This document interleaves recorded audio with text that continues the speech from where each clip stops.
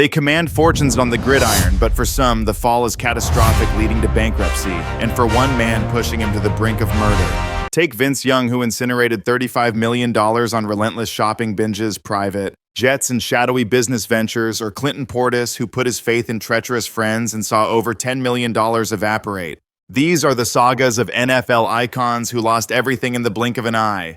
First, Vince Young. Vince Young was a phenomenon, an electrifying quarterback who captivated the league, a national champion at Texas, a prized first-round draft pick, and the anointed future of the Tennessee Titans. Yet within a few short years, the man who had earned over $35 million was utterly destitute, and his downfall was every bit as dramatic as his meteoric rise. Young's spending habits were a runaway train. He allegedly burned through $5,000 a week at the Cheesecake Factory, once dropped a staggering $15,000 on a single dinner, and even bought out an entire Southwest Airlines flight simply because he craved solitude. When it came to his fortune, Vince Young behaved as if the well would never run dry.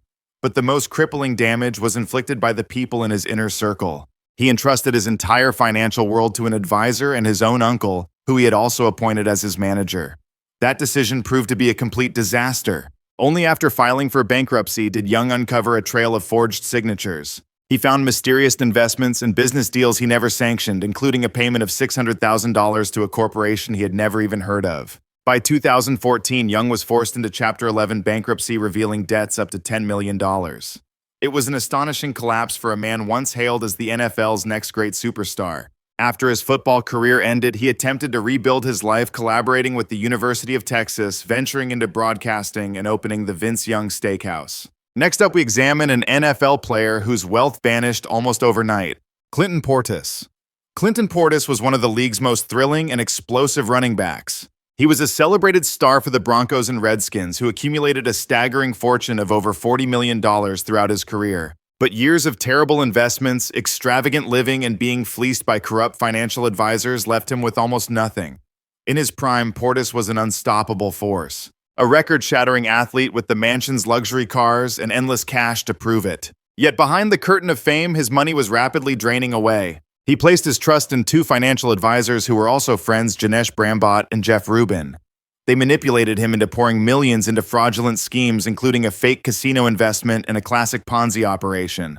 By the time Portis discovered the betrayal, over $10 million was already gone, siphoned off through forged signatures and unauthorized bank transfers. His own reckless spending only made matters worse. He purchased multiple houses, hosted legendary parties, distributed credit cards to friends like candy, and paid the bills for total strangers. When it all came crashing down, he was indebted to the IRS casino's 4 women for domestic support, and even his own mother for nearly $500,000 after an advisor secretly took out a loan against her home. At his lowest point, Portis confessed he was consumed with such rage that he contemplated murdering the men who betrayed him. The only thing that held him back was the thought of his 4 sons. In 2015, he officially filed for bankruptcy, reporting just $150 left in his bank account. Today, Portis dedicates his life to coaching and mentoring, candidly sharing his cautionary tale. In contrast, our next NFL player was so deep in the red that his financial ruin was instantaneous. Kosar. Bernie Kosar was hailed as one of the most brilliant quarterbacks of his time, a beloved local hero who led the Miami Hurricanes to a national championship and resurrected the Cleveland Browns into contenders. But years into his retirement, the very man who could read complex defenses like a master tactician failed to see the danger hidden in his own financial statements. By 2009, Kosar was submerged in millions of dollars of debt and had no choice but to file for bankruptcy. Court records revealed a horrifying reality: he possessed between $1 and $10 million in assets, but was crushed by over $50 million in liabilities. He owed $3 million to his ex-wife, $1.5 million to the Cleveland Browns, and another $9 million was lost in disastrous real estate deals. His restaurant franchise had already folded. His marriage had disintegrated, and creditors were closing in from every direction. He first tried to salvage his finances with a Chapter 11 reorganization, but his financial wounds were mortal. The case was soon converted to a Chapter 7 liquidation, forcing the sale of every last asset to pay off a pittance of what he owed. And while his financial life was in shambles, his physical body was falling apart as well. Years of brutal hits on the field had left him with fused spinal discs, countless broken fingers, 2 shattered wrists, and a hip in desperate need of replacement. In one gut-wrenching interview, Kosar shuffled through his own mansion, barefoot, limping and coughing his teeth in a plastic cup, a haunting symbol of the brutal toll the game had taken on him. Moving forward, we explore an NFL player who fell into debt and was thrown in jail. But what unfolded next left everyone in shock. Vick. Michael Vick was destined for greatness, a generational talent, the #1 overall draft pick, the fastest quarterback to ever play the game, and one of the highest-paid athletes in NFL history. But his narrative would soon take one of the most sinister turns the sports world has ever witnessed. Model. In 2007, Vick's colossal $130 million contract with the Atlanta Falcons disintegrated in an instant after authorities exposed his central role in a depraved illegal dogfighting operation. He confessed to the charges, served 21 months in federal prison, and in the process forfeited everything he had ever built. His income, his lucrative endorsement deals, and his very name were all destroyed. From behind bars, Vick was forced to file for Chapter 11 bankruptcy, revealing a staggering $17.6 million in liabilities. His fortune was gone. Some had been swindled by corrupt advisors, more was squandered on catastrophic investments, and the rest was hopelessly entangled in lawsuits over failed business ventures. When he finally walked free, the empire he built was nothing but dust. But rather than vanishing into obscurity, Vick did the one thing nobody saw coming. He returned to the field, signing a deal with the Philadelphia Eagles in 2009. He fought his way back into professional football, earning an astonishing $57 million over the next 5 years. He lived with extreme frugality, directing almost every single dollar toward clearing his name and settling his accounts. By 2017, Vick had repaid $17.4 million, wiping out 99% of his total debt. Even his own bankruptcy trustee described the feat as incredible, a rarity seen in perhaps 1 out of 100 cases. As Vick himself later stated, "I couldn't just walk away from people who had always treated me right." Next, we turn to an NFL star whose financial ruin was driven largely by women, though disastrous business ventures also played a significant part. Warren Sapp. Over 13 seasons in the NFL, Warren Sapp amassed an estimated $40 million secured. A Super Bowl ring was named to 7 Pro Bowls, and in 2013 was enshrined in the Hall of Fame. Yet by April of 2012, this celebrated Hall of Famer was filing for Chapter 7 bankruptcy, buried under $6.7 million of debt. His financial collapse was a toxic cocktail of divorce payouts, overdue child support, collapsed real estate ventures, and reckless spending. The bankruptcy compelled him to liquidate $645 million worth of personal belongings, which included 240 pairs of Jordan sneakers valued at $6,000, a $2,250 watch, a lion-skin rug, and a massive painting of a nude woman. He was even forced to surrender his cherished Super Bowl and Miami championship rings. Before this downfall, Sapp was making $45,000 a month as an analyst for the NFL Network, but that income was seized and the network issued him a public warning once his filing was made public. His extravagant lifestyle and larger-than-life public image only made things worse. Creditors closed in from all sides, leaving Sapp desperate and cornered. Miraculously, he managed to stay out of legal trouble. The damage was entirely financial. Today, Sapp brings in $150,000 a year as a graduate assistant coach for the Colorado Buffaloes, where he guides young athletes and works to piece his life back together. In a different turn of events, our next NFL player was financially destroyed by a single investment in a business that failed spectacularly. Mark Brunell.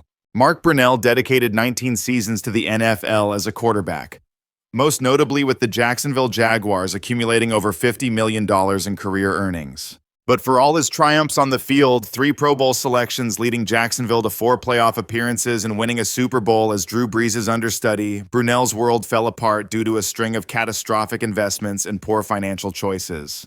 In 2010, while he was still a quarterback for the New York Jets, Brunell filed for Chapter 11, bankruptcy, reporting only $5.5 million in assets against an overwhelming $24.7 million in debt.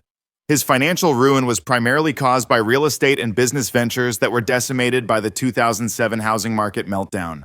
Brunell had sunk $11 million into a luxury condominium development with former teammates Joel Smeenge and Todd Fordham through their company Champion LLC, which went bankrupt when the property bubble burst. He was also wiped out for $9 million from 12 Whataburger franchises in the Jacksonville region, on top of losses from other minor real estate deals. His situation was made infinitely worse by personal loan guarantees and excessive spending.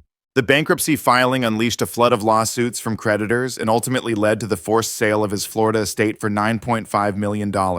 Former NFL Commissioner Michael Huigue remarked that Brunel's undoing was partially a result of his overly trusting nature and his appetite for high-risk ventures. Now we examine an NFL player who lost everything chasing a business venture he was deeply and truly passionate about. Deuce McAllister. Deuce McAllister was an electrifying running back for the New Orleans Saints, racking up $70 million over an 8-season career that included 2 Pro Bowl honors. But despite his incredible success, which included a career-best 1,741 rushing yards in 2003 and steering the Saints to numerous playoff berths, McAllister was financially ruined by one failed business.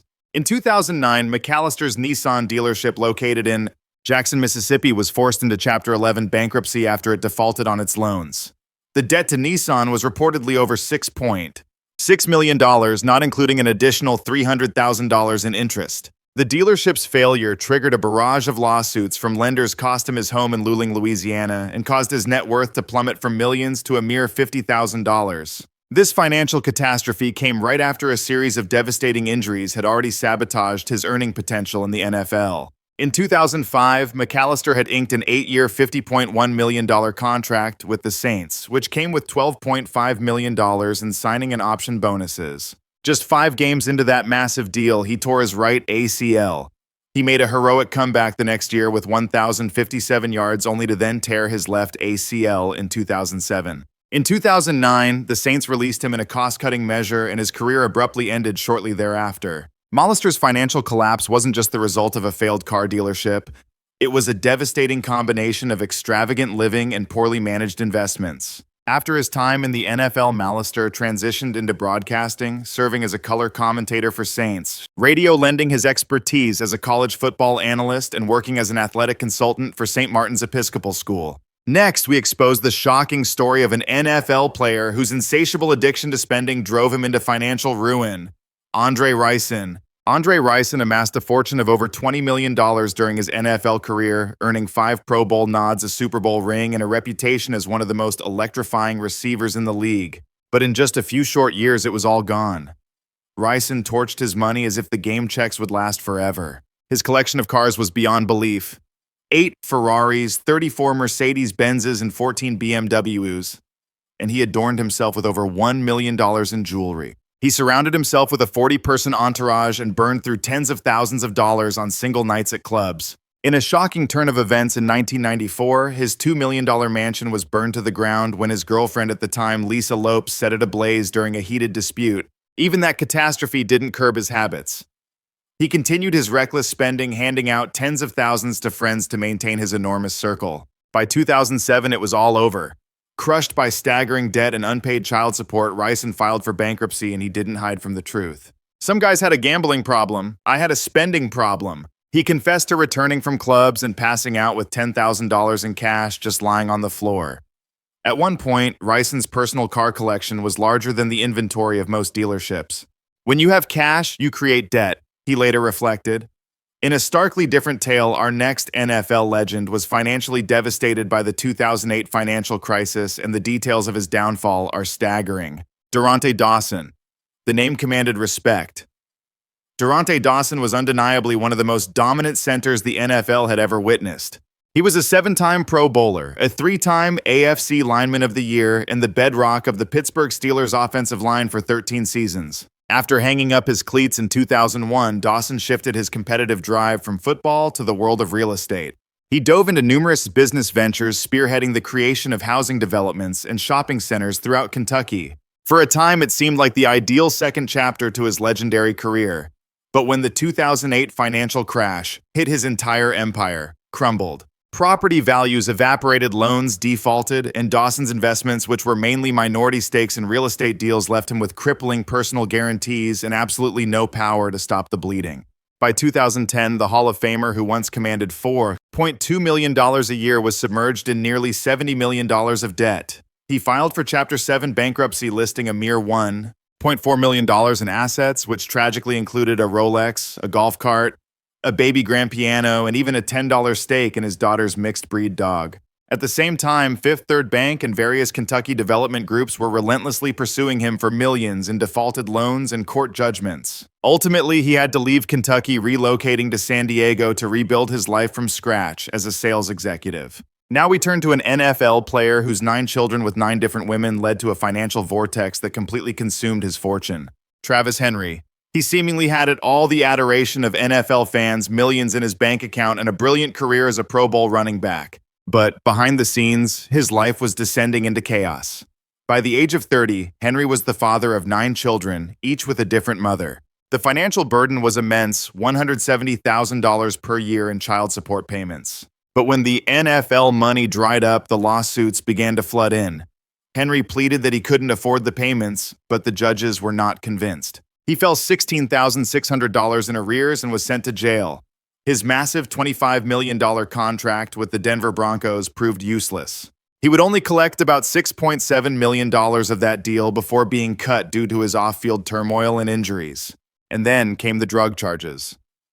In a cruel twist of irony, the same man who had laughed his way through the NFL's rookie seminar on how to avoid bad choices was now living out that very nightmare. Henry later confessed to a string of terrible mistakes, from blindly trusting women who claimed they were on birth control to his own reckless spending on cars and jewelry, all while ignoring every single warning sign. "I was acting like somebody who never had nothing," he lamented. Now, penniless, out of a job, and facing legal pressure from 9 different courts, Henry's empire was in ruins. Coming up, the unbelievable story of an NFL superstar who went so broke he had to move back in with his parents, Chris Mallister. Chris Mallister was once a name that struck terror in opposing defenses across the NFL. He was a first-round pick, a 3-time Pro Bowler, and a Super Bowl champion. In 2004, the Baltimore Ravens rewarded him with a 7-year, $55 million contract, including a $10 million signing bonus and an additional $7.5 million roster bonus. The man was at the pinnacle of wealth, fame, and athletic prowess. But just a few years later, that very same superstar was destitute, jobless, and living in his parents' home. By 2011, Mallister filed legal documents admitting he had no source of income, no savings, and that his parents were covering his food and shelter. His own words to the court were devastatingly clear: "I have been unemployed since 2009. I live in my parents' home. My parents provide me with my basic living expenses." He was battling to reduce his $11,000 a month child support obligation to his ex-wife Marlene, the very woman who had once claimed he threw her out of their home for refusing an abortion. Whispers turned to headlines alleging he had squandered his entire fortune on wild parties, reckless spending, and a string of disastrous investments. The situation became so dire he was forced to sell his Super Bowl rings, the very symbols of his legacy, just to keep his head above water. In a devastating turn, this next NFL player's life was completely dismantled, not by extravagance, but by a series of catastrophic investment decisions. His name was Luther Ellis. Luther Ellis was the ferocious heart and soul of the Detroit Lions defense. He was a 2-time Pro Bowler, a first-round draft pick, and a figure of immense respect, both on and off the field. From 2000 to 2004, he amassed over $11.6 million. He lived in a $1 million estate, drove luxury cars, and his name commanded reverence throughout Detroit. Yet, within just a few years, Ellis was bankrupt, had lost both of his homes, and was depending on church handouts and the charity of friends to feed his family. The devastating spiral began right after he retired. Ellis poured his entire fortune into one failed venture after another: real estate, a manufacturing company called Trinity Armor, and a series of internet startups. He brushed aside expert financial advice, chasing one speculative investment after another, determined to prove he could make more, just to give more away. Instead, he lost nearly everything he had ever earned. By 2009, Ellis and his wife filed for Chapter 7 bankruptcy. Their $18 million in assets completely overshadowed by $4.4 million of crippling debt. They were hounded for over $37,000 in back taxes, thousands more for tuition and credit card debt, and had just watched their Utah home get seized in foreclosure. A final crushing blow came from a $524,000 civil judgment related to that foreclosure. Their $1.6 million Michigan home was also deep underwater, its value plummeting to just $800,000 in the midst of a collapsing housing market. The man who once signed autographs for thousands of adoring fans was now humbly asking local churches for food. "They've stepped in big time to help us," Ellis admitted, humbled by the compassion he was shown. He owned up to his fatal flaws: greed, pride, and terrible judgment. It wasn't gambling, drugs, or women. He confessed, "It was me thinking I was smarter than everyone else." With 11 children to provide for, including 6 he had adopted, Ellis had no other option but to start his life over from nothing. He was forced to learn a lesson that far too many players discover when it's too late. NFL money is fleeting. Now we turn to a player who placed so much trust in his partners that it led him directly to bankruptcy. Johnny Unitas. Unitas keeps his touchdown record alive as he fires a perfect spiral to Raymond Berry in the end zone. This was the man who held a mind-boggling consecutive game touchdown record. But Johnny Unitas was so much more than a quarterback. He was the very icon of American football. Known as Johnny U, the man with the golden arm, he revolutionized the sport forever. A three-time MVP and a four-time champion, he was an architect who helped shape the NFL into the powerhouse it is today. But when the roar of the crowd finally faded, the legend who built an empire on the field lost every piece of it off the field. After retiring, Unitas plunged headfirst into the business world, and that is where his downfall truly began. In 1984, he and two associates secured a $3.5 million loan to purchase an electronics company known as National Circuits Incorporated. It was supposed to be his next great triumph, a shining success story to follow his football career. Instead, the entire venture collapsed into a catastrophic failure. The debts mounted uncontrollably, and because Unitas had personally guaranteed the loan, the crushing weight of it all fell on him. By 1991, the Hall of Fame icon was bankrupt. The bank slapped liens on his house, froze his personal checking and savings accounts, and seized everything of value they could find. The financial empire he had painstakingly built over 18 seasons had vanished. And this wasn't an isolated incident of poor judgment. Before the National Circuits disaster, Unitas had already thrown away money on bowling alleys, a high-end restaurant that went out of business almost immediately, a freight company, and a series of real estate deals that completely cratered. At the height of his career, Unitas was earning as much as $250,000 a year, a colossal salary for that time. But none of that mattered when the debt collectors started calling. By the time he passed away in 2002, a large portion of his unpaid liabilities had to be covered by the taxpayers of Maryland. And for our final story, we have an NFL player who lost everything he had to a string of failed real estate ventures. Charlie Batch. Charlie Batch, the longtime backup quarterback for the Pittsburgh Steelers, found himself in a financial nightmare despite a 15-season career and 2 Super Bowl rings. In December of 2010, Batch filed for Chapter 7 bankruptcy, revealing $8.3 million in liabilities against only $2.3 million in assets, a catastrophe born from failed real estate investments made through his firm, Batch Development Co-Est Incorporated. His real estate ambitions imploded, culminating in a default on a $1.15 million mortgage that led to 25 of his properties being turned over to a receiver. But even amid the staggering debts, Batch fought to protect his most personal assets. His Super Bowl rings, his home, and his priceless memorabilia were saved from seizure after the bankruptcy proceedings in June 2011, thanks to hard-fought agreements that were reached with creditors like Primer Rock Real Estate Fund, which had a claim against him for $800,000. His lawyers worked tirelessly to ensure that those irreplaceable symbols of his legacy would not be taken from him. Batch's financial collapse wasn't the result of some wild, indulgent lifestyle. He poured his fortune back into his hometown of Homestead, Pennsylvania, becoming a local savior by restoring buildings, running basketball camps for kids, and funding the schools. Those who knew him, friends and legal advisors alike, described him as brilliant, grounded, and deeply conscientious, the complete opposite of the reckless athletes who famously lose it all. After the nightmare of bankruptcy, Batch's spirit for the game remained unbroken.